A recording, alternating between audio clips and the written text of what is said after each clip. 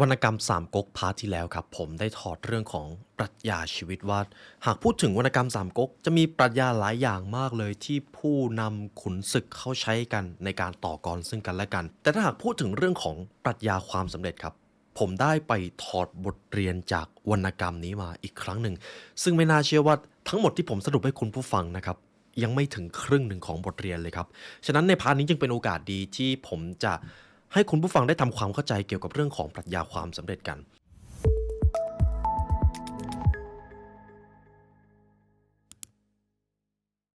ตำราสู่ความสำเร็จและเนื้อหาพิเศษจากเรา The Library Premium Content รับชมทั้ง2ช่องทางได้แล้ววันนี้ทั้ง YouTube Membership และ www.thelibrarylearn.com เพราะการเรียนรู้จะทำให้คุณเป็นอิสระ ในวรรณกรรมสามก๊กนะครับสิ่งที่ผู้นำต้องการก็คือการได้เป็นใหญ่การได้ปกครองแผ่นดินถ้าหากกองทัพไม่ได้มีกองกำลังที่แข็งแกร่งไม่ได้มีการบริหารบ้านเมืองที่ดีมากพออีกไม่นานก็จะโดนข้าศึกเข้ามาโจมตีได้อย่างง่ายดายมันเลยต้องมีการขับเคลื่อนทั้งรูปแบบการบริหารขับเคลื่อนการทหารอยู่ตลอดเวลาและถ้าหากจะต้องพูดถึงเรื่องของความสำเร็จหรือการเป็นคนที่ยิ่งใหญ่ในพาร์ทนี้จะมีเรื่องราวนั้นซ่อนอยู่ครับแต่ก่อนอื่นครับ หากใครที่เพิ่งเคยมาฟังครั้งแรกนะครับอย่าเพิ่งกดไลค์อย่าเพิ่งกดแชร์หรือกด Subscribe ครับเรียนรู้กับพวกเราก่อนหากทุกท่านคิดว่าสิ่งที่ได้เรียนรู้จากช่อง The Library แล้วทำให้ท่านได้พัฒนามากขึ้นถึงตอนนั้นค่อยกดติดตามเราก็ได้ครับเรามาเริ่มเรียนรู้วรรณกรรมเอกของโลกเล่มนี้กันผมจะเริ่มที่บทเรียนที่1ครับหากคุณผู้ฟังต้องการเป็นคนที่ประสบความสำเร็จหรือเป็นคนที่ยิ่งใหญ่ข้อนี้เป็นข้อแรกเลือกนายให้ดีครับ แล้วชีวิตจะก้าวหน้า หากพูดถึงเรื่องของความสำเร็จในองค์กรในประเทศหรือบ้านเมืองอะไรก็ตาม จุดเริ่มต้นนะครับมาจากผู้นำครับ ถ้าผู้นำดีองค์กรก็จะสำเร็จประเทศชาติก็จะเดินหน้าได้แต่ถ้าผู้นำไม่ดีมันจะกลายเป็นล่มสลายผมจะเอาตัวอย่างอันหนึงมานะครับจะมีการพูดคุยกันระหว่างหมันทองเกลี้ยกล่อมซีหลงครับในตอนนั้นซีหลงอยู่ฝั่งหนึ่งนะครับส่วนหมันทองซึ่งอยู่ฝั่งโจโฉต้องการไปเกลี้ยกล่อมเพื่อนของเขาให้มาร่วมทำศึกกับโจโฉด้วยกันคือต้องยอมรับว่าสิ่งที่หมันทองพูดนะครับลึกซึ้งมากเดี๋ยวผมจะอ่านให้คุณผู้ฟัง ในตอนนั้นครับหมันทองเดินเข้าไปหาซีหลงในค่ายเพื่อที่จะต้องการชักชวนให้ซีหลงเข้ามาร่วมภารกิจด้วยกันซีหลงคิดช่างใจอยู่นานเพราะซีหลงเป็นคนซื่อสัตย์ครับซื่อสัตย์กับเจ้านายของตัวเองมากแต่หมันทองก็บอกกับซีหลงแบบนี้เจ้านายของท่านเป็นคนที่ไม่ได้มีสติปัญญาไม่ได้มีความคิดจะทำการใหญ่ก็ไม่ฟังคนรอบข้างหากท่านติดตามนายแบบนี้อนาคตชีวิตท่านจะดับสูญ อันนกจะทำรังย่อมแสวงหาซึ่งพุ่มไม้ชัดจะได้ทำรังอยู่เป็นสุขถึงลมพายุใหญ่หนักหนาก็ไม่ได้เป็นอันตรายนักประการหนึ่งท่านเป็นชาติทหารจะหาแม่ทัพก็ขอให้พิเคราะห์ดูใจผู้โอบอ้อมอารีและชำนาญการสงครามหากผู้ใดพบนายดีมีสติปัญญาแล้วไม่ทำงานด้วยก็อย่าให้คนทั้งปวงนับถือความคิดผู้นั้นเลยคุณผู้ฟังเชื่อไหมครับว่าใน1 วัน สมองของเราใช้พลังงานไปถึง 20%ครับจากพลังงานทั้งหมดที่ร่างกายใช้ ถึงแม้ว่าสมองของเราครับจะมีน้ำหนักเพียงแค่ 2% ของน้ำหนักตัวก็ตาม ยกตัวอย่างนะครับ เวลาผมจะต้องนำบทเรียนหรือข้อสรุปมาถ่ายทอดในช่อง The Library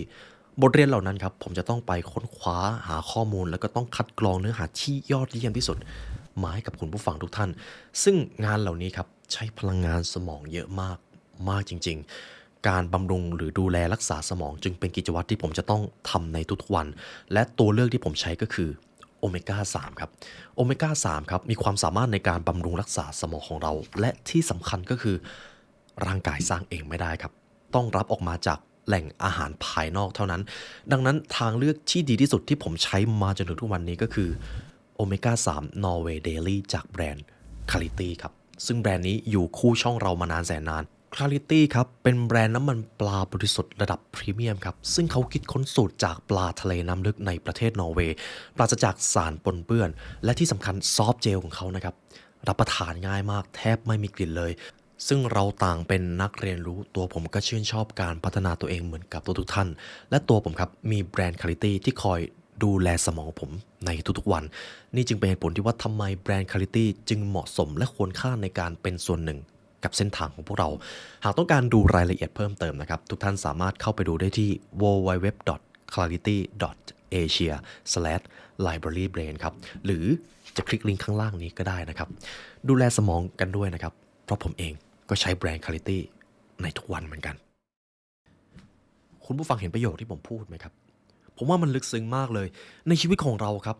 ถ้าเราอยู่กับเจ้านายที่มีความคิดมีวิสัยทัศน์มีความโอบอ้อมอารีมีมนุษยธรรมนั่นเองชีวิตคุณจะดีมากเลยคุณอาจจะไม่จำเป็นต้องเก่งที่สุดด้วยซ้ำแต่ถ้าคุณมีเจ้านายดีคุณจะได้เรียนรู้จากเขาเขาจะเป็นโค้ชเป็นทั้งคอมเมนเดอร์เป็นทั้งเพื่อนร่วมงานที่ดีกับคุณเขาจะสอนงานคุณผมจะพูดถึงแม่ทัพที่ยิ่งใหญ่ที่สุดในช่วงแรกเริ่มของราชวงศ์ฮั่นนะครับอ้วนเซี่ยวครับเป็นแม่ทัพที่มีความอาวุโสมากเป็นคนที่ผ่านการทำสงครามมาเยอะเรียกได้ว่ามีโซเชียลแคปิตอลสูงมากครับ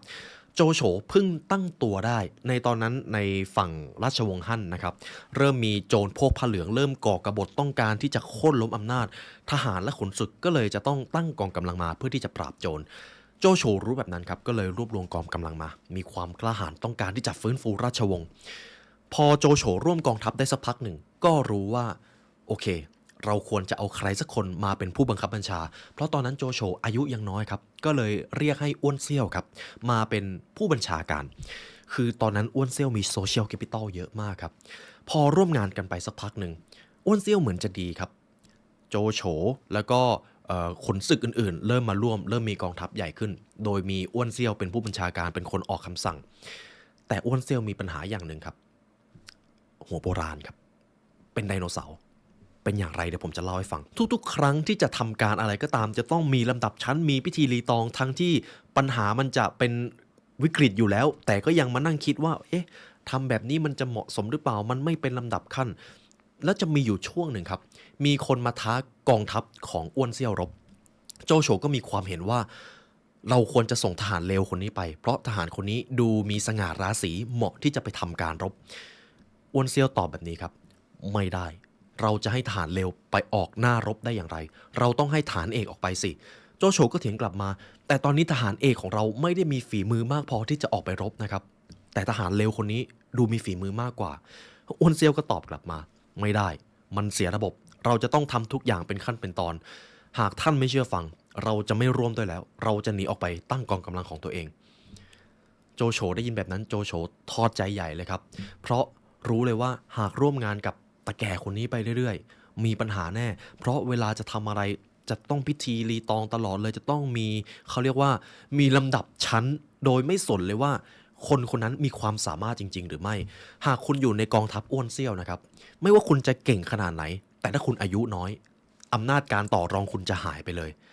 ในขณะนั้นครับโจโฉเห็นแบบนั้นก็เลยหนีออกไปตั้งกองกำลังของตัวเองดีกว่ารวมถึงขุนศึกคนอื่นๆด้วยตรงนี้แหละครับทำให้ผมได้บทเรียนว่าอันจะเป็นผู้นำอย่าเข้มงวดในพิธีรีตองมากจนเกินพอดีในบางครั้งก็ต้องรู้จักผ่อนผันบ้างจนหลังจากนั้นครับโจโฉเริ่มรวบรวมกำลังพลมาได้แล้วและนี่คือสิ่งที่โจโฉทำโจโฉครับพอมีโซเชียลแคปิตอลเยอะระดับหนึ่งเริ่มมีคนเก่งๆเข้ามาร่วมงานด้วยเยอะขึ้นก็เลยบอกกับอ้วนเซี่ยวเลยว่าหลังจากนี้เราจะท้ารบกับท่านอ้วนเซี่ยวเห็นแบบนั้นก็โกรธครับแต่จริงๆในตอนนั้นอ้วนเซี่ยวมีกองกำลังทหารเยอะมากโจโฉเพิ่งตั้งกองกำลังทหารได้นิดเดียวเองทหารไม่ได้เยอะเลยครับแต่โจโฉมีมันสมองและความเป็นผู้นำครับในตอนนั้นโจโฉครับเวลาจะทำการใหญ่จะเรียกที่ปรึกษามาพูดคุยกันมาระดมความคิดมา think again กันนั่นเองมาดูว่าถ้าเราใช้แผนนี้มันจะไปรอดหรือเปล่าบางทีความคิดเราอาจจะผิดก็ได้หากท่านมีไอเดียดีๆโปรดชี้แนะเราทีในช่วงแรกเริ่มโจโฉเป็นผู้นำที่ดีมากครับจนพอถึงจุดหนึ่งโจโฉเริ่มเอาไพร่พลมาร่วมมือได้พอลูกน้องมาร่วมงานกับโจโฉครับเห็นว่าถ้าเรามีความเก่งโจโฉให้รางวัลถ้าเราทำดีโจโฉเลื่อนขั้นให้ถ้าเรามีไอเดียดีๆเราสามารถเอาไปเสนอท่านโจโฉได้โดยที่โจโฉก็รับฟังทุกคนทีนี้แหละครับมันเริ่มมีการขับเคลื่อนกำลังทหาร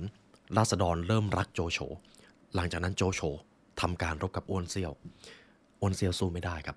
อ้วนเซี่ยวจะต้องหนีหัวซุกหัวซุนอยู่ตลอดเลยครับในช่วงแรกเริ่มของวรรณกรรมนะครับทั้งที่ในตอนแรกอ้วนเซี่ยวมีกองกำลังทหารเยอะมีโซเชียลแคปิตอลเยอะแต่ขาดอย่างเดียวครับ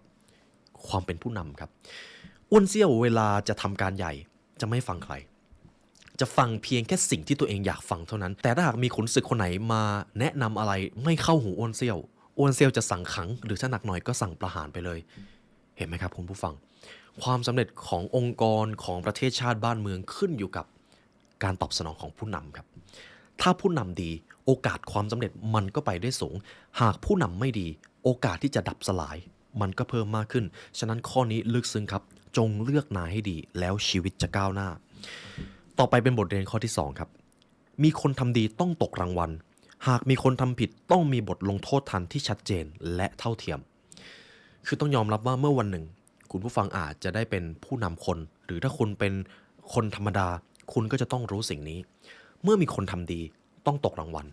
เมื่อมีคนทำผิดจำเป็นต้องให้เขาได้รับบทเรียนเพราะมิฉะนั้นระเบียบวินัยมันจะไม่เกิดและถ้าหากกลุ่มคนหรือกองทัพไม่มีระเบียบวินัยมันก็จะไม่ต่างจากกองโจรเลยคือต้องยอมรับว่าเหตุผลหนึ่งที่ทำให้โจโฉได้กลายเป็นใหญ่แล้วก็มีอิทธิพลต่อแทบจะบอกว่ามีอิทธิพลต่อทั้งประเทศจีนเลยคือรูปแบบการปกครองของเขาครับแม่ทัพทุกคนจะมีอาญาสิทธิ์ครับในตอนนั้นโจโฉขึ้นเป็นเขาเรียกว่าเสนาธิการกองทัพแล้วโจโฉจะมีอาญาสิทธิ์เยอะมากโจโฉสามารถสั่งประหารใครก็ได้หรือจะตกรางวัลมอบตำแหน่งให้ใครก็ได้แต่สิ่งหนึ่งที่มันดูเรียบง่ายแล้วมันมีอิทธิพลที่ทำให้ผู้ตามศรัทธาในตัวโจโฉก็คือเวลามีใครทำผลงานอะไรได้นะครับโจโฉจะให้รางวัลโจโฉจะเลื่อนขั้นเขาหรืออาจจะแต่งโต๊ะคือภาษาในวรรณกรรมจะเรียกว่าการแต่งโต๊ะนะครับก็คือจัดโต๊ะกินข้าวกันนั่นเองมีการแต่งโต๊ะเลี้ยงขุนนางใครทำดีได้ดีส่วนถ้าใครทำผิดไม่สนว่าคุณจะเป็นลูกใครไม่สนว่าคุณจะเป็นขุนนางที่ใหญ่ขนาดไหนหากคุณทำผิดคุณต้องได้รับโทษโจโฉจะมีความเท่าเทียมครับแต่แน่นอนครับโจโฉก็เป็นมนุษย์คนหนึ่งบางครั้งก็อาจจะมีการตัดสินใจตามอคติของตัวเองบ้างแต่เป็นคนที่ตัดสินใจได้เท่าเทียมครับหากคุณเป็นคนเก่งแล้วคุณไปทำงานกับโจโฉถ้าคุณเก่งมากๆนะครับทำผลงานได้คุณไม่ต้องกลัวเลยว่าคุณจะไม่เติบโตคุณจะรู้แน่ๆว่าคุณจะได้รับรางวัลนี่คือความมหัศจรรย์ในการบริหารของโจโฉครับทำให้ผู้ตามหลายคนถึงจะเห็นว่าโจโฉมีความโหดเหี้ยมมากเลยแต่ถ้าคุณเป็นคนดีไม่ว่าคุณจะอยู่ใกล้หรืออยู่ไกลโจโฉก็จะเลี้ยงเสมอกันฉะนั้นข้อนี้ครับสำคัญมากเมื่อวันหนึ่งคุณจะเป็นผู้นำใครทำดีขอให้ตกรางวัลให้เขาชื่นชมเขาอาจจะเป็นให้ผลตอบแทนให้การเลื่อนขั้นให้เกียรติเขาแต่ถ้าใครทำผิดอย่ามองข้ามโดยเฉพาะความผิดที่ร้ายแรงบางความผิดคุณอาจจะปิดตาข้างหนึ่งได้บ้างแต่บางความผิดถ้าคุณปล่อยไว้มันจะกลายเป็นระเบิดเวลานั่นเองบทเรียนข้อที่3ครับเสียทีก็อย่าได้เป็นทุกข์ได้ทีก็อย่าได้ยินดีผมชอบบทเรียนนี้มากในตอนที่โจโฉนะครับย้อนกลับไปที่ฝั่งของโจโฉเลยทีนี้ศึกเซ็กเพ็กครับเป็นศึกที่ใหญ่ที่สุดของทั้ง3ก๊กงอก๊กจกก๊กแล้วก็วุยก๊กโจโฉมั่นใจมากว่าจะสามารถยึดงอก๊กของซุนกวนได้แต่เผอิญครับช่วงนั้นดีใจมากเกินไปคิดว่าโอ้รบมาชนะตั้งหลายรอบแล้วจะมาแพ้เพียงแค่เรื่องแค่นี้ได้อย่างไรก็เลยประมาทครับจนโดนกลยุทธ์ระหว่างง่อก๊กกับจกก๊กร่วมมือกันต่อต้านโจโฉซึ่งแม่ทัพของทั้งสองก๊กที่เป็นฝั่งตรงข้ามของโจโฉไปบอกว่าเนี่ยท่านควรจะเอาเรือผูกกันไว้เรือมันจะไม่ได้โคลงเคลงทหารบนเรือจะไม่ได้เมาแต่จริงๆมันเป็นกลอุบายที่ว่าจะเผาเรือครับพอโจโฉพากองทัพเรือมาโดยที่เรือยึดติดกันด้วยโซ่ตรวนนะครับกองทัพของง่อกกก็ส่งเรือมาซึ่งเรือลำนั้นบรรทุกระเบิดไว้หมดเลยครับพอเรือที่บรรทุกระเบิดไปใกล้เรือของโจโฉก็เกิดการระเบิดขึ้นมาทีนี้แหละครับด้วยความที่เรือทุกลำของฝั่งโจโฉผูกติดกันไว้เวลาไฟไหม้เกิดอะไรขึ้นครับมันลามใช่ไหมครับในฉากนั้นนะครับกลายเป็นทะเลเพลิงเลยอุตส่าห์ต่อเรือมามากมายเพื่อที่จะไปยึดง่อกกแต่สุดท้ายก็ต้องพ่ายแพ้ให้กับความคิดของฝั่งเล่าปี่แล้วก็ซุนกวนนั่นเองในตอนนั้นครับโจโฉต้องหนีหัวซุกหัวซุนเลยครับเกือบจะไม่รอดด้วยซ้ำโจโฉหนีไปเรื่อยๆครับเจอทั้งโดนล้อมบ้างโดนฝั่งของขงเบ้งเล่นกลอุบายบ้างเจอทางแยกฝั่งหนึ่งมีกองไฟอีกฝั่งหนึ่งไม่มีโจโฉก็เลยคิดที่จะเล่นกลกลับแสดงว่าตรงกองไฟเนี่ยมันไม่น่าจะมีคนมันน่าจะหลอกเราก็เลยวิ่งไปครับสุดท้ายก็โดนเหมือนเดิมครับเพราะขงเบ้งวางกลอุบายไว้ดีมากแต่โจโฉโชคดีครับหนีไปเจอกวนอูเป็นคนสุดท้ายซึ่งกวนอูติดหนี้บุญคุณโจโฉไว้กวนอูก็เลยไว้ชีวิตโจโฉในครั้งนั้นซึ่งจริงๆนะครับโจโฉเกือบจะตาขาดแล้วครับเกือบจะตายไปตั้งแต่ครึ่งเรื่องแล้วแต่รอดกลับมาได้หลังจากนั้นครับ โจโฉรู้เลยว่าเราเสียหายเยอะมากอุตส่าห์สร้างความดีความชอบสร้างกองทัพยิ่งใหญ่มาขนาดนี้ผมต้องเล่าแบบนี้เลยครับโจโฉเอาทหารไปนับแสนถ้าเดินบนแผ่นดินมีสะเทือนแต่สุดท้ายแล้วทหารที่เอาไปเหลือรอดเพียงแค่หยิบมือแน่นอนครับขวัญกำลังใจหายไปหมดเลยโจโฉเห็นแบบนั้นก็เลยเรียกทหารทุกคนมานั่งคุยด้วยกันผมจะอ่านตรงนี้ให้ฟังหลังจากที่พ่ายแพ้ในศึกเซ็กเพกของโจโฉเรือทั้งหมดถูกแผดเผาทหารนับแสนเหลือกลับมาเพียงแค่หยิบมือโจโฉจึงตัดสินใจที่จะพูดปลุกใจเหล่าทหารทั้งที่ตัวเองก็เจ็บเจียนตายโจโฉพูดแบบนี้หัวหน้ากองทหารก็เหมือนกับหมอทุกครั้งที่หมอได้รักษาคนไข้ยิ่งรักษาก็จะยิ่งเก่งขึ้นเมื่อมีคนตายจากการที่เขารักษาผิดพลาดหมอก็จะได้เรียนรู้มากขึ้นไม่ต่างจากการทำศึกถ้าหากแม่ทัพไม่เคยเรียนรู้ที่จะพ่ายแพ้แม่ทัพท่านนั้นจะรู้ได้อย่างไรว่าต้องรบแบบไหนถึงจะได้รับชัยชนะฉะนั้นทุกท่านในโลกนี้ไม่มีใครที่จะรบชนะตลอดมีแต่แพ้แล้วไม่ถอดใจมีแต่แพ้แล้วไม่ถอยเท่านั้นต่างหากถึงจะแข็งแกร่งขึ้นและได้พบกับชัยชนะที่แท้จริงแล้วโจโฉก็พูดต่อทุกท่านรู้หรือเปล่าเราเอาทหารนับแสนไปรบกับฝั่งซุนกวนและเล่าปีแต่เรากลับพ่ายแพ้เป็นเพราะอะไรข้าเองคิดหาเหตุผลมาตั้งนานแต่ข้าได้คำตอบว่าในช่วงหลายปีมานี้เราทำศึกชนะมาโดยตลอดทหารจึงเริ่มหยิ่งพยองลำพองใจแม่ทัพก็เริ่มเกียจคร้านเราจึงพากันดูถูกคู่ต่อสู้ช้ามองไม่ออกแม้กระทั่งแผนแปรพักง่ายๆเพราะงั้นแผนที่ใช้ไฟที่มันดูไม่มีอะไรถึงได้ผลเป็นเพราะเราประมาทคู่ต่อสู้สุดท้ายนี้ครับโจโฉก็ปิดประโยคไว้ดีมากดังนั้นขุนศึกทุกนายมันถึงเวลาแล้วที่พวกเราจะได้ลิ้มรสความพ่ายแพ้บ้างความพ่ายแพ้จะสอนให้รู้วิธีประสบความสำเร็จความพ่ายแพ้จะสอนให้รู้ว่าเราจะเอาชนะอย่างไรความพ่ายแพ้จะสอนให้รู้ว่าเราจะรวมแผ่นดินให้เป็นหนึ่งได้อย่างไรความพ่ายแพ้จะสอนให้เราประสบความสำเร็จนี่คือสิ่งที่โจโฉกล่าวกับทหารครับซึ่งแน่นอนหลังจากนั้นทหารทุกคนดูมีขวัญกำลังใจมากขึ้นมันเป็นคำสอนที่คลาสสิกมากและบางทีเราก็เคยได้ยินจากหลายตำราแต่ทุกๆครั้งเวลาที่เราเจอความล้มเหลวเราก็เผลอลืมครับว่า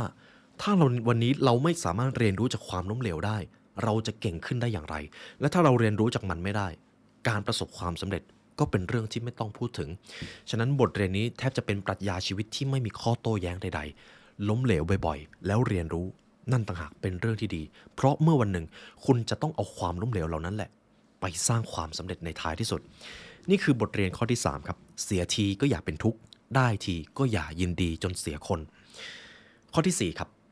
เป็นนายคนต้องใจถึงข้อนี้ผมชอบมากมีอยู่ครั้งหนึ่งครับซุนเช็คจับไทสูจูได้ซุนเช็คพูดคุยกับไทสูจูว่าเนี่ยตอนนี้เราต้องการที่จะเอาชนะศึกคือซุนเช็คเป็นพี่ชายของซุนกวนนะครับเป็นบุตรของซุนเกียนตอนนั้นไทสูจูบอกกับซุนเช็คว่าในตอนนี้เราเห็นว่าทัพของท่านมีทหารเพียงน้อยฉะนั้นเราขอกลับไปเอาทหารของเรามาที่กองทัพของท่านซึ่งมันเป็นอะไรที่ดูไม่ค่อยน่าเชื่อใจใช่ไหมครับเพราะเพิ่งจับไทสูจูมาได้เองขุนศึกทั้งหมดก็บอกว่าท่านซุนเช็คเราจะปล่อยให้ไทสูจูกลับไปค่ายเก่าเพื่อที่จะไปเอาทหารมาแล้วเขาจะไม่ทรยศเราหรอนี่คือสิ่งที่ซุนเช็คทำครับซุนเช็คบอกว่าเราเชื่อว่าไทสูจูเป็นคนสัตย์ซื่อฉะนั้นเราจะปล่อยให้ไทสูจูเข้าไปเอากองทัพของเขามาซุนเช็คก็บอกกับไทสูจูแบบนี้ขอให้ท่านไปเอากองทัพและพรรคพวกของท่านมารวมกับทัพของเราเที่ยงวันพรุ่งนี้เราจะรออยู่หน้าค่ายซุนเช็คก็เลยให้ทหารครับเอาเขาเรียกว่านาฬิกาเงามาตั้งอยู่หน้าค่ายนะครับรอถึงเวลาเที่ยงพอเวลา 12:00 ของวันต่อไปครับไทสูจูก็ยกพรรคพวกมาหาซุนเช็คตามที่ได้กล่าวเอาไว้ทีนี้แหละครับทุกคนศรัทธาซุนเช็คเลยว่าทำไมท่านเป็นคนใจถึงแบบนี้ด้วยความที่ซุนเช็คให้ใจกับไทสูจูก่อนแล้วไทสูจูเห็นว่าโอ้โหเจ้านายคนนี้เชื่อใจเรากล้าให้เรากลับไปเอาพรรคพวกมาทีนี้แหละครับไทสูจูศรัทธาในซุนเช็คยิ่งกว่าเดิมซะอีกฉะนั้นข้อนี้เรียบง่ายครับเป็นนายคนต้องใจถึงเป็นนายคนอย่าได้หวาดระแวงจะมีอยู่ประโยคนึงที่ผมชอบหากจะใช้งานใครคุณต้องเชื่อใจเขาถ้าคุณไม่เชื่อใจเขาอย่าได้ใช้เพราะเดี๋ยวมันจะมีปัญหานี่คือบทเรียนข้อที่4ครับ ต่อไปเป็นปรัชญาข้อที่5ปากและลิ้นจงใช้ให้ดี ถ้าใช้ได้ดีมันจะเป็นทรัพย์อันประเสริฐแต่ถ้าใช้ปากและลิ้นไม่ดีมันจะกลายเป็นสิ่งที่แว้งกัดเจ้าของครับคือต้องยอมรับเลยว่าขุนนางหรือขุนศึกคนไหนที่มีความสามารถในการสื่อสารจะได้เปรียบมากผมจะยกตัวอย่างคนคนหนึ่งครับชื่อว่าคงเบ้งครับคงเบ้งเป็นคนที่มีความรู้และมีสติปัญญามากๆและมากที่สุดในเรื่องด้วยและที่สำคัญคือสื่อสารเก่งมากครับในตอนแรกเริ่มนะครับที่เล่าปี่เตียวหุยแล้วก็กวนอูเดินทางไปหาคงเบ้งสิ่งแรกที่คงเบ้งทำหลังจากที่ได้พูดคุยกันนะครับหลังจากที่เล่าปี่ต้องพาพวกเดินไปถึง3ครั้งกว่าจะได้เจอคงเบ้งคิดแผนอะไรไว้เรียบร้อยแล้วครับว่าหากต้องการที่จะรวมแผ่นดินเป็นหนึ่งต้องทำอย่างไรคงเบ้งก็เลยเอาแผนทั้งหมดเนี่ยแหละครับมากางให้เล่าปี่ดูเลยว่าหากเราต้องการที่จะรวมแผ่นดินท่านจะต้องร่วมมือกับซุนกวนเพื่อที่จะต่อต้านโจโฉซึ่งจริงๆในตอนที่คงเบ้งอธิบายรายละเอียดของแผนมันชัดเจนมากครับแล้วเป็นการสื่อสารที่ทรงพลังมากเป็นการสื่อสารถึงขนาดที่ว่าจากที่เล่าปี่มืด8ด้านไม่รู้ว่าจะรวมแผ่นดินอย่างไรกระจ่างเลยครับและหลังจากนั้นแหละครับพอมีที่ปรึกษาแบบคงเบ้งเข้ามาเล่าปี่เติบใหญ่ครับเติบโตจนเกือบที่จะยึดแผ่นดินได้ถ้าไม่พลาดในช่วงท้ายเสียก่อนและสิ่งหนึ่งที่คงเบ้งทำและเป็นมาสเตอร์พีซของเขาก็คือในตอนนั้นนะครับคงเบ้งเพิ่งเริ่มที่จะเข้ามาทำงานกับเล่าปี่ก็เลย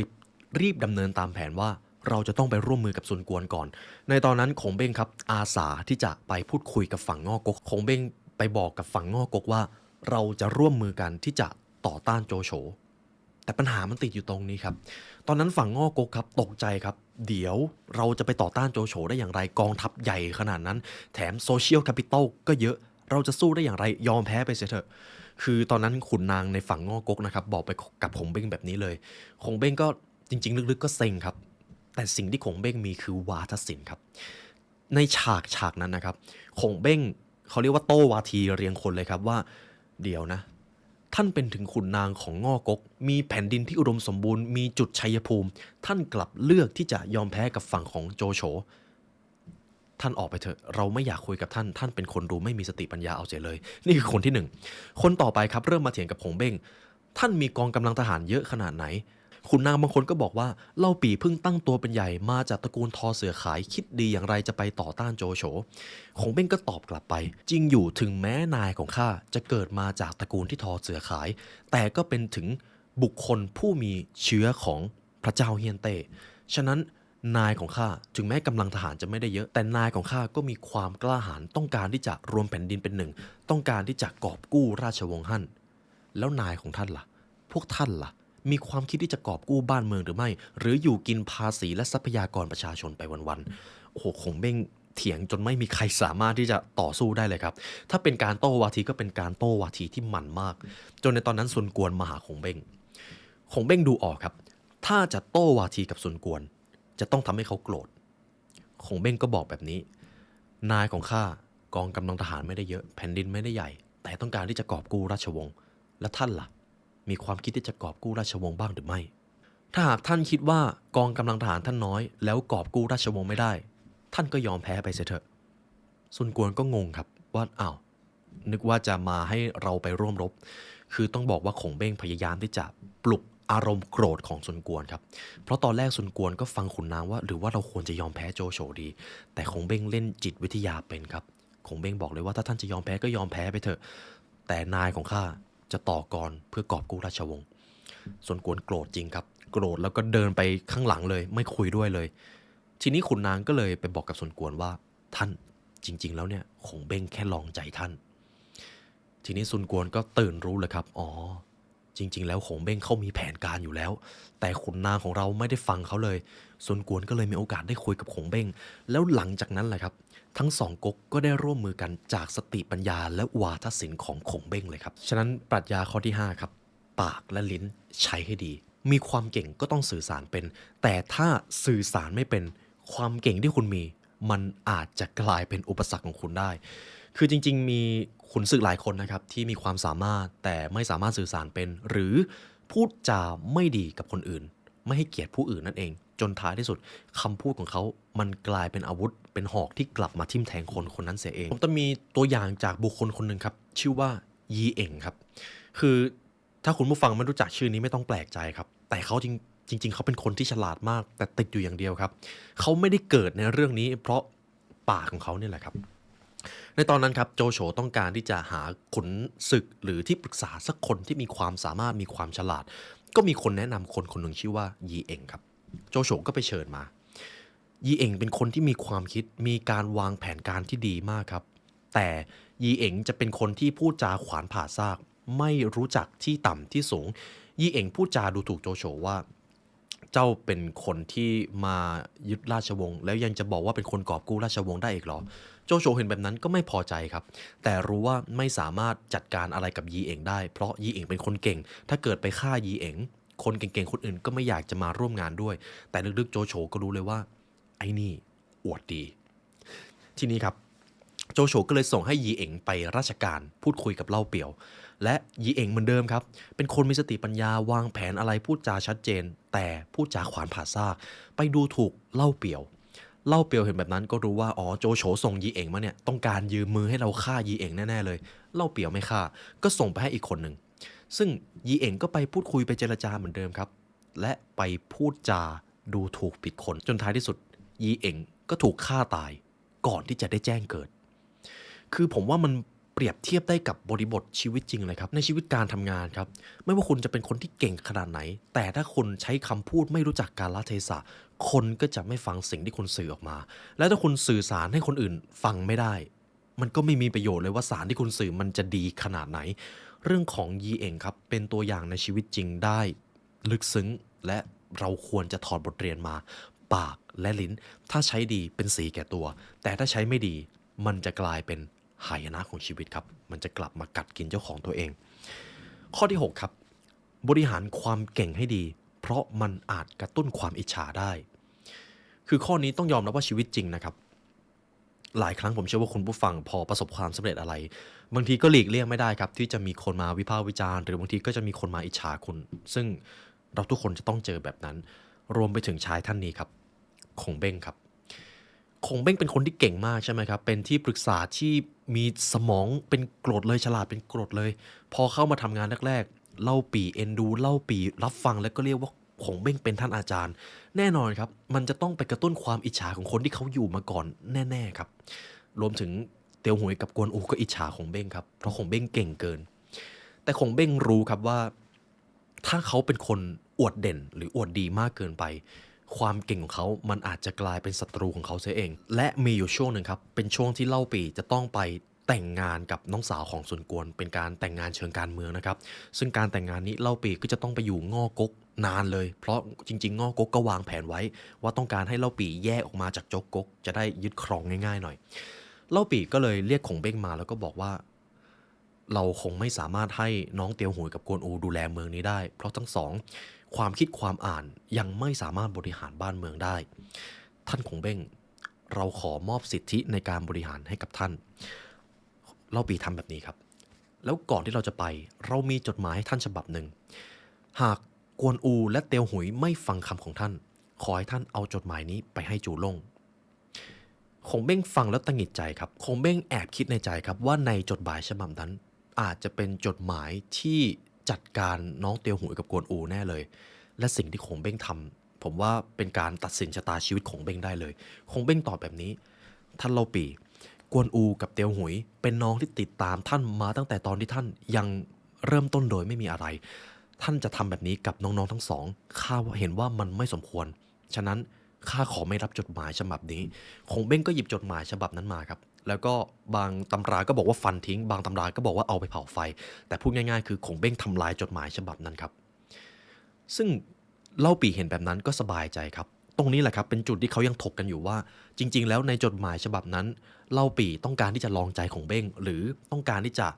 เขียนจดหมายเพื่อที่จะเอาไปลงโทษน้องๆทั้งสองจริงๆแต่ด้วยความที่คงเบ้งทำลายจดหมายครับเล่าปี่ก็เลยไว้ใจคงเบ้งมากขึ้นไปอีกคือต้องยอมรับว่าคงเบ้งเป็นคนที่ซื่อสัตย์กับเจ้านายมากนะครับ หากเห็นว่าอะไรที่มันดูไม่สมเหตุสมผลคงเบ้งก็จะบอกตรงๆแล้วบอก อย่างมีกาลเทศะอะไรที่รู้สึกว่ามันอาจจะเป็นการทรยศน้ำใจคนคงเบ้งก็จะไม่ทำเลยและนี่แหละครับคือเหตุผลที่ว่าทำไมคงเบ้งจึงเป็นบุคคลที่ควรยกย่องมากที่สุดคนหนึ่งในวรรณกรรมนี้ต่อไปจะเป็นปรัชญาข้อที่7ครับอดทนครับความอดทนคือขุมพลังหากพูดถึงคนที่อดทนที่สุดในวรรณกรรมผมนึกถึงคนนี้ครับซูมาอี้คือถ้าคุณผู้ฟังอ่านวรรณกรรมสามก๊กตั้งแต่ตอนแรกมาจนถึงตอนจบนะครับซูมาอี้เป็นเขาเรียกว่าเป็นม้ามืดแล้วมืดมากด้วยแทบจะจับไม่ได้เลยจนท้ายที่สุดเพิ่งมารู้ว่าอ๋อทั้งหมดที่ซูมาอี้เนี่ยอดทนไม่ตอบโต้ไม่อะไรลึกๆวางแผนที่จะยึดอำนาจอยู่แล้วทำได้ดีมากครับจนท้ายที่สุดซูมาอี้นี่แหละครับที่ดูเหมือนไม่มีอะไรเลยแต่เป็นคนที่มีอิทธิพลมากที่สุดในตอนจบของเรื่องเดี๋ยวตรงนี้ผมจะขอไม่สปอยแล้วกันนะครับ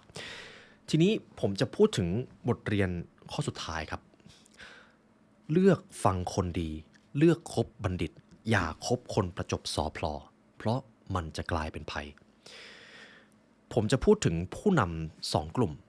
ผู้นำที่ยิ่งใหญ่ก็จะมีทั้ง3ผู้นำใช่ไหมครับเล่าปีโจโฉซุนกวนและจะมีผู้นำอีก2คนที่เหมือนจะตั้งตัวเป็นใหญ่ได้แต่พลาดครับจะมีอยู่2คนลิโป้กับโอนเซียวครับโจโฉเล่าปีซุนกวนหากทุกท่านดูถึงคาแรคเตอร์ในการบริหารของเขาสิ่งหนึ่งที่มันเป็นเอกลักษณ์เลยก็คือเขาจะฟังที่ปรึกษาเขาจะรับฟังสิ่งที่เป็นไอเดียเป็นข้อเสนอเป็นแผนการที่ดีแต่เขาจะไม่ค่อยฟังคนประจบสอพลอเพราะเขาดูออกด้วยเขาจะไม่รับฟังเพียงแค่สิ่งที่เขาต้องการเท่านั้นเขาจะฟังเรื่องที่มันเป็นความจริงนี่คือสิ่งที่ผู้นำที่ยิ่งใหญ่ทำกับผู้นำอีก2คนอ้วนเซี่ยวกับลิโป้เวลามีที่ปรึกษามาบอกอะไรถ้ามันไม่ถูกใจเขาจะไม่ฟังเลยถึงแม้มันจะเป็นความจริงมีอยู่ช่วงหนึ่งครับลิโป้ในตอนนั้นครับคือลิโป้เป็นผู้ชายคนหนึ่งที่เป็นแม่ทัพรบเก่งมากเก่งถึงขนาดที่ว่าใครมารุมก็เอาไม่ลงน่าจะเก่งที่สุดในเรื่องแล้วล่ะครับแล้วมีอยู่ช่วงหนึ่งลิโป้ก็ได้ตั้งตัวเป็นใหญ่เริ่มเป็นแม่ทัพได้ลิโป้เป็นคนเก่งงานครับแต่ไร้ความเป็นผู้นำฟังแต่คนที่มาประจบสอพลอมีขุนนางอยู่คนหนึ่งชื่อว่าตันกงเป็นคนที่มีความคิดความอ่านฉลาดมากครับแล้วเป็นคนซื่อสัตย์กับลิโป้มากด้วยซื่อสัตย์ถึงขนาดที่ว่าถึงแม้ว่าลิโป้จะไม่ฟังเขาก็จะยังซื่อสัตย์ต่อไปถึงแม้จะรู้ว่าลิโป้อาจจะแพ้เขาก็จะยังรับใช้ลิโป้ต่อโจโฉไปเชิญตันกงมาตันกงก็ไม่มาครับทีนี้ครับเวลาตันกงเสนออะไรให้ลิโป้ก็ไม่ค่อยฟังตันกงบอกแล้วว่าท่านเราควรจะจัดกองทัพไปรบกับโจโฉเพราะตอนนี้ทหารของโจโฉกำลังยังน้อยนิดลิโป้เหมือนจะฟังตันกงครับสักพักมีภรรยาของลิโป้มาหาลิโป้แล้วก็บอกว่าเนี่ยท่านทำศึกมาตั้งนานจะออกไปรบแบบนี้แล้วข้าจะอยู่กับใครล่ะท่านไม่เป็นห่วงภรรยาคนนี้บ้างหรอลิโป้เห็นแบบนั้นคุณผู้ฟังคิดว่าลิโป้ทำยังไงครับลิโป้ไปบอกตันกงว่าเราไม่ไปรบแล้วเราขออยู่นี่ดีกว่าเพราะโดนภรรยามาหลอกภรรยาเพียงแค่ต้องการให้ลิโป้อยู่ในค่ายทั้งที่ตันกงอุตส่าห์คิดแผนการอะไรมาอย่างดีคุณผู้ฟังเป็นตันกงรู้สึกยังไงครับเซ็งใช่ไหมครับแต่นี่แหละครับเหตุผลที่ลิโป้แพ้เป็นเพราะไม่ฟังคนดีไปฟังคนอะไรก็ไม่รู้ไปฟังสิ่งที่ตัวเองอยากฟังเพียงเท่านั้นที่ปรึกษาดีๆมาไล่ทิ้งหมดเลยอ้วนเซียวก็เป็นแบบนั้นเลยครับใครมาพูดจาอะไรในสิ่งที่ตัวเองไม่อยากฟังก็ฆ่าทิ้งจนท้ายที่สุดผลลัพธ์ที่ออกมาก็คือผู้นำที่ฟังแต่คนพาลฟังแต่คนประจบสอพลอมักจะไม่ได้ดีครับแต่ผู้นำที่ฟังผู้อื่นฟังที่ปรึกษาที่ดีฟังข้อคิดฟังวิสัยทัศน์ไม่ว่าจะเป็นใครก็ตามหากมาเสนอแนะอะไรก็เรียนรู้ผู้นำแบบนี้ครับจะได้เป็นใหญ่และทั้งหมดนี้ครับก็เป็นบทเรียนเรื่องความสำเร็จจากวรรณกรรมสามก๊กที่ผมถอดมาให้คุณผู้ฟังนะครับหากคุณต้องการที่จะประสบความสำเร็จต้องการเติบโตต้องการบริหารคนเชื่อเถอะครับวันหนึ่งคุณก็ต้องเป็นผู้นำจะเริ่มมีคนมาตามคุณจะเริ่มเป็นแรงบันดาลใจให้กับคนอื่นบทเรียนใน EP นี้มันจำเป็นมากครับสามารถย้อนกลับมาฟังได้ทุกเมื่อเลยเมื่อต้องการเรียนรู้นะครับและเช่นเคยครับหากคุณผู้ฟังฟังมาถึงนี้ขอบคุณและเป็นเกียรติมากครับที่ได้มาเรียนรู้ด้วยกันคือผมอยากจะบอกว่าช่วงหลังๆมาผมรู้สึกว่าผมพูดคล่องขึ้นครับจริงๆแล้วอันนี้ไม่มีสปอนเซอร์มาเกี่ยวข้องนะครับคุณผู้ฟังจำได้ไหมครับในช่วงก่อนหน้านั้นจะมีผลิตภัณฑ์แบรนด์คาลิตี้เป็นน้ำมันปลาจากนอร์เวย์เข้ามาคือผมก็มีโอกาสได้พูดคุยกับ CEO เขาครับแล้วเขาส่งผลิตภัณฑ์มาถึงที่ออฟฟิศเลยผมกินของเขาจริงๆครับแล้วไม่น่าเชื่อว่าการที่ผมใช้ผลิตภัณฑ์นั้นบ่อยๆมันทำให้สมองผมแล่นขึ้นคืออันนี้ไม่ได้ขายนะครับ มันดีมากจริงๆเพราะทุกวันนี้ผมกินเป็นประจำเลยครับกินเช้ากินเย็นโควต้าลงโฆษณาจริงๆหมดไปนานแล้วครับแต่เพราะผลิตภัณฑ์ของเขาดีจริงผมเลยอยากจะเอามาส่งต่อให้กับคุณผู้ฟังในพาร์ทนี้ด้วยและเช่นเคยครับหากคุณผู้ฟังฟังมาตรงนี้แล้วรู้สึกว่าคลิปนี้เป็นประโยชน์คุณสามารถเอาไปพัฒนาตัวเองได้คุณผู้ฟังสามารถกดไลค์กดแชร์กด Subscribe ได้นะครับเพื่อเป็นกำลังใจให้กับทีมงาน The Library Learn และในวันนี้ครับขอบคุณและเป็นเกียรติมากจริงๆครับที่มีโอกาสได้มาเรียนรู้วรรณกรรมเอกของโลกกันวันนี้ได้เวลาอันสมควรแล้วครับทีมงาน The Library Learn และตัวผมไลออนยุวศิลป์ขอลาไปก่อนขอให้วันนี้เป็นวันที่ยอดเยี่ยมของทุกท่านขอให้ทุกท่านได้นำบทเรียนนี้ไปต่อยอดสู่ความสำเร็จครับสวัสดีครับ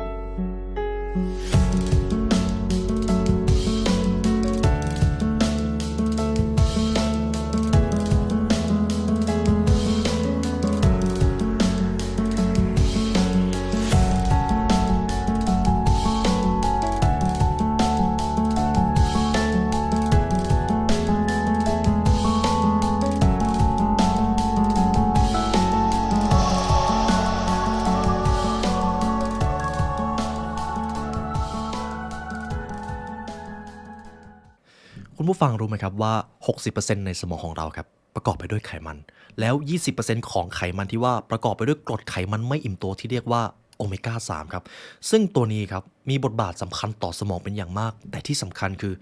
ร่างกายสร้างเองไม่ได้ครับและทุกท่านครับตัวผมเองเวลาที่จะเรียบเรียงเนื้อหาต้องไปค้นคว้าตำราหาข้อมูลสิ่งเหล่านี้ครับใช้พลังงานสมองเยอะมากตัวผมจึงต้องให้ความสำคัญกับการบำรุงสมองและตัวเลือกที่ดีที่สุดสำหรับผมครับคือโอเมก้า 3 นอร์เวย์เดลี่จากแบรนด์คาลิตี้ครับน้ำมันปลาบริสุทธิ์ระดับพรีเมียมซึ่งเขาคิดค้นสูตรและผลิตในประเทศนอร์เวย์ปราศจากสารปนเปื้อนทางชีวภาพและที่สำคัญครับไม่มีกลิ่นคาวครับกินง่ายและผมเชื่อว่าทุกท่านที่ฟังผมอยู่ต่างเป็นนักเรียนรู้และไม่เคยหยุดที่จะพัฒนาตัวเองแบรนด์คาลิตี้จึงต้องการร่วมเป็นส่วนหนึ่งกับการเดินทางของพวกเราเขาเป็นแบรนด์ที่ควรค่าแก่การบำรุงสมองให้พวกเราครับหากทุกท่านต้องการรายละเอียดเพิ่มเติมสามารถดูข้อมูลได้ที่ www.quality.asia/librarybane หรือคลิกลิงก์ที่ description ได้ครับ